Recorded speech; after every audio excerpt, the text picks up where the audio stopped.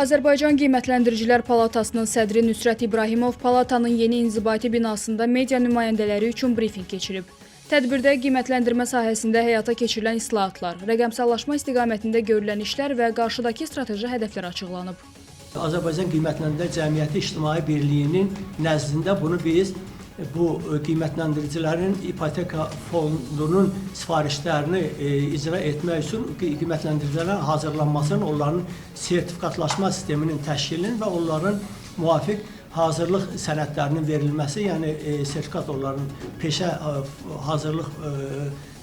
hazırlığını təsdiq edən sənədin verilməsini biz orada o bazada təşkil edirik.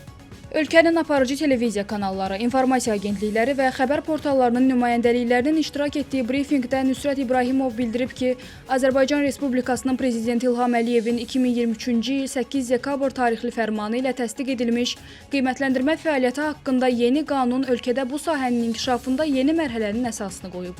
2024-cü il 30 noyabr tarixində təsis edilən Azərbaycan Qiymətləndiricilər Palatası hazırda ölkədə qiymətləndirmə fəaliyyətini tənzimləyən səlahiyyətli peşə institutudur.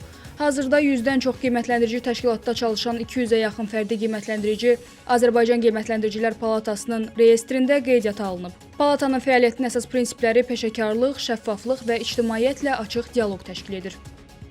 93-cü ildə özəlləşdirmə haqqında qanun qəbul edildi və o vaxtdan da başlayaraq ölkədə daşınmaz əmlak bazarının inkişafı, maliyyə sektorunun, xüsusən də bank sektorunun sürətli genişlənməsi, ondan başqa demək ölkəyə yatırılan iri investisiyalar bazarda qiymətləndirmə sektoruna tələbatı formalaşdırdı desək yanılmarıq.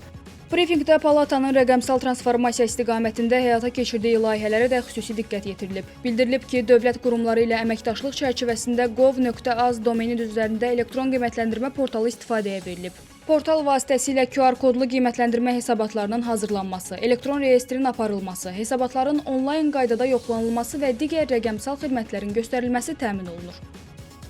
Biz də Azərbaycan Qiymətləndiricilər Palatası olaraq dövlət qurumları ilə əməkdaşlıq çərçivəsində Qovaz donemi üzərindən artıq qiymətləndiricinin elektron portalını istifadəyə vermişik. Portaldan vətəndaşların istifadəsinin əlçatanlığını təmin etmək məqsədi ilə MyGov-la inteqrasiya edilmişdir. Vətəndaşlar qiymətləndirmə sifarişlərini portala daxil olaraq sima, imza, asan imza, rəqəmsal imza ilə və yaxud da ki, identifikasiya nömrəsi ilə daxil olaraq öz sifarişlərini rahat şəkildə verə bilərlər. Media nümayəndələrinə müraciət edən Nüsrət İbrahimov Azərbaycan Qiymətləndiricilər Palatasının bundan sonra da media ilə açıq, şəffaf və konstruktiv əməkdaşlığı davam etdirəcəyini söyləyib. Hal-hazırda beynəlxalq qiymətləndirmə standartları tərcümə olunub və milli qiymətləndirmə standartları üzrə işlər gedir.